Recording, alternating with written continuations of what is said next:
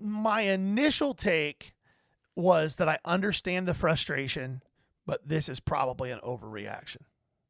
How so? What do you understand? I understand the frustration of this promoter obviously has two things happening. One, he's a control freak. That's evidenced by what's happening in this whole thing, especially the inmates do not run the prison, I do comment.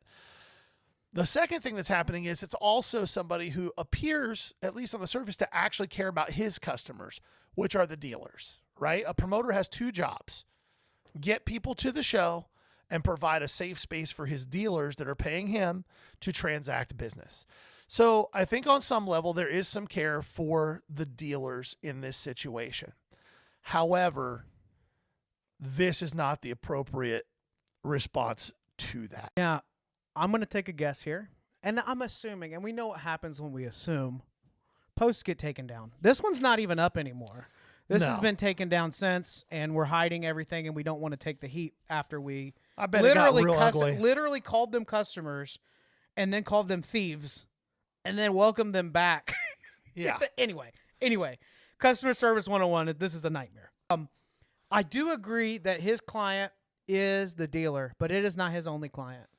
It is the customer. And if you do not have money walking into shows anymore, hold on.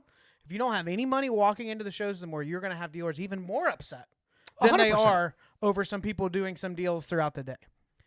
I would rather be in a room where money is moving around and we occasionally have to ask somebody, don't do this right at my table, than to be at a show with crickets and purist collectors with $50 in their pocket. Oh, for sure. That are only buying for their PC. Yeah.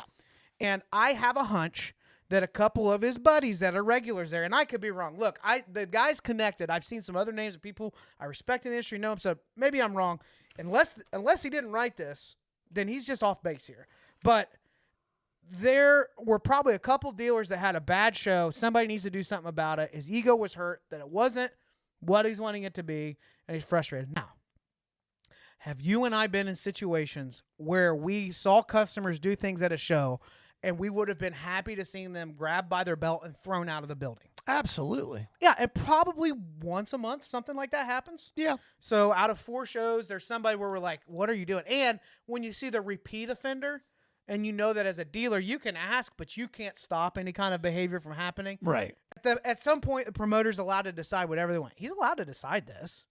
Just seems like a bad business decision.